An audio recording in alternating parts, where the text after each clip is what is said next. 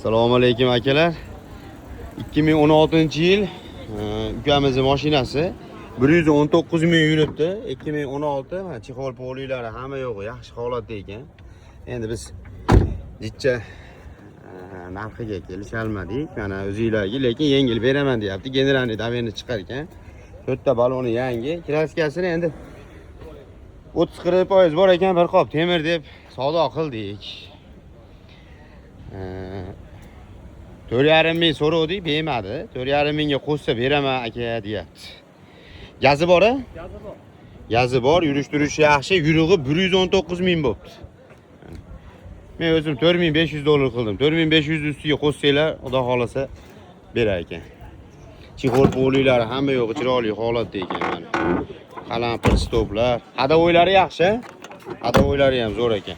Hop, telefon nomerini yozib qo'yaman.